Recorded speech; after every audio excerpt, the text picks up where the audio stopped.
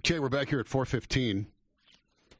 And Dave, since you're friends with these two fine people, why don't you introduce them? Well, thank you, Rick. And I'm becoming friends with them. We've been talking throughout the year. I just found out that Brian here used to weigh 310 pounds. Brian Daniels went to Mullen High School, played University of Colorado, played in the NFL for, I don't know, 2 or 3 years? 3 years. 3 years. Vikings? Vikings. It's pretty good for a guy who's been hit in the head. Not you, me. That I would remember that. We've both been hit. We both been hit in the head. You probably took more shots in 3 years than I did in 10.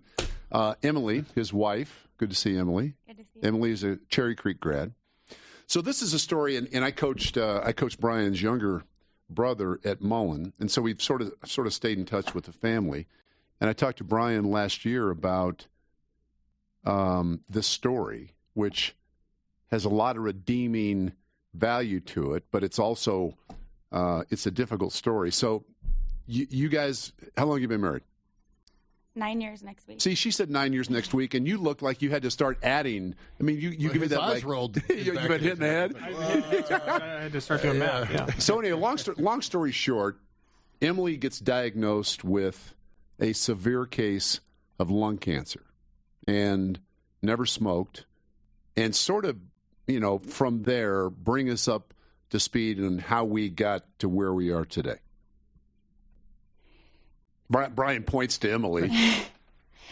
Yeah, so I was diagnosed with lung cancer about 1.5 years ago, and Brian and I looked at each other and said, well, this is kind of a crappy situation, but we're going to do something to make the most out of it. So Right. we decided to host a golf tournament to raise money for the Lung Cancer Fund of Colorado that is generates money for University of Colorado Hospital Foundation, which is where I'm treated. And luckily, we have one of the best thoracic oncologists in the world right here in our backyard.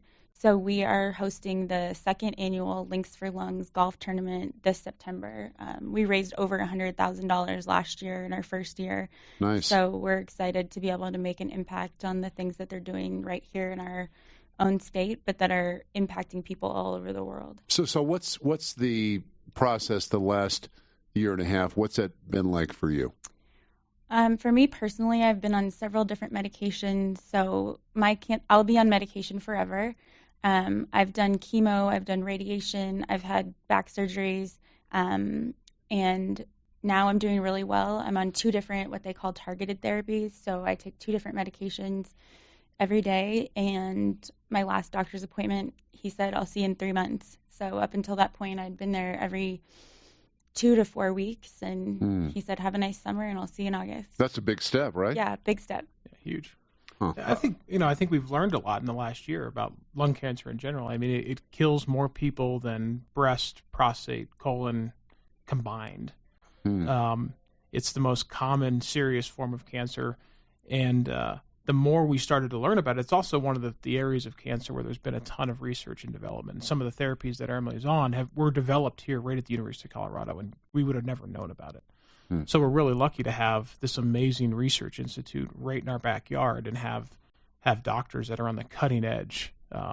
Because the more we've been involved in this community and met people, the standard of care is it's not the same, and we're really lucky to have this in our backyard.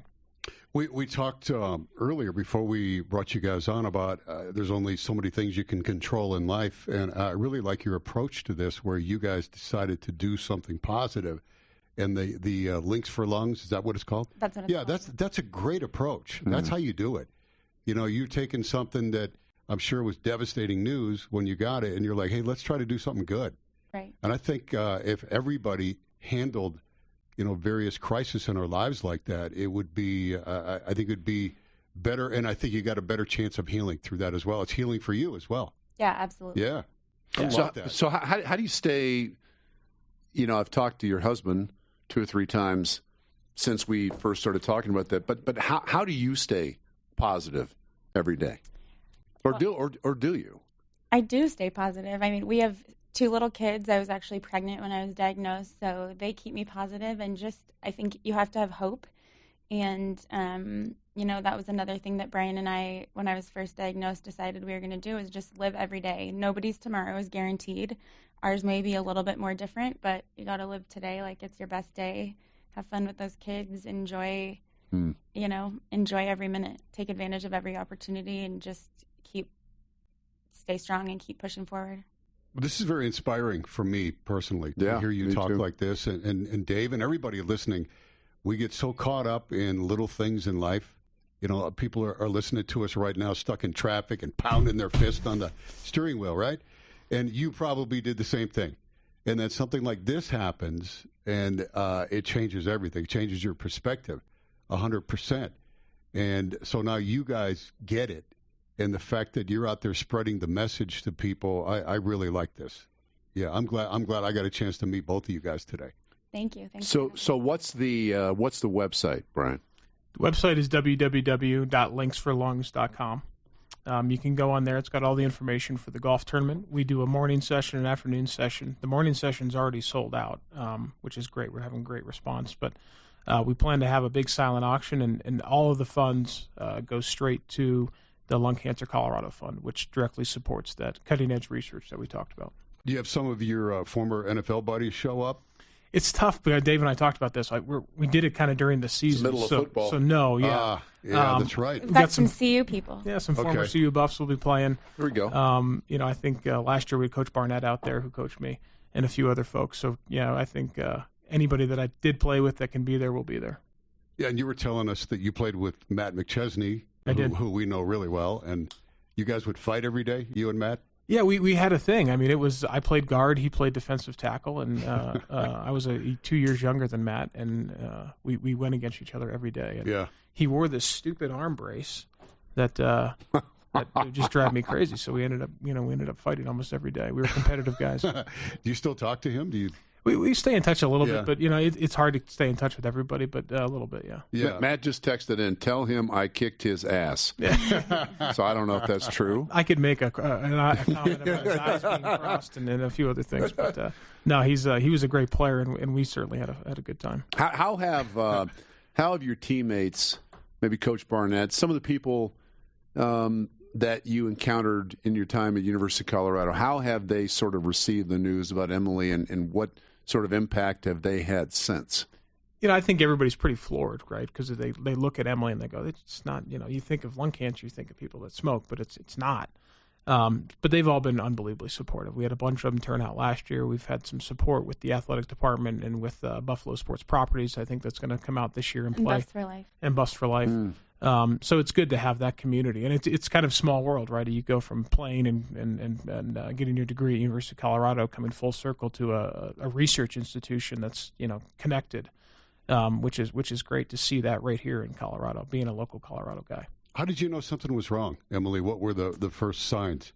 So I had some shortness of breath, and my doctor, because I was pregnant, sent me to the ER, and I'm like, this is silly. Brian's like, really? You want me to meet you at the ER? It's Monday. And I actually had some blood clots in my lungs, and so the doctor could see that on the CT scan when you're talking about a CT scan. And then he said, you also have a mass in your lungs. We're going to need to do a biopsy. Wow. And you were pregnant, too. Yeah. Wow. I can't think of any more devastating news than that. Yeah. It must have been unbelievable. It was pretty shocking, pretty devastating. But yeah. So you never smoked. For people that, and Brian and I talked about this as well, for people that, I was one of them that thought, hey, when you get lung cancer, more than likely it's because you have smoked. You've never smoked. Did they ever tell you, like, how you got this? Nope, never smoked. I don't know that they don't really know. There's actually a greater number of people like me who are being diagnosed with lung cancer at younger ages, healthy people. So it's just kind of something in your body goes a little nuts, and for whatever reason, whatever's happening environmentally or things in your life, right, your body just can't combat that. Well, you look great. Thank you. Yeah, you look really healthy. I feel great. You do? Okay, well, good. Yeah, because you do, and you would never know what you just went through. Yeah, thank you. That's half the battle. Yeah.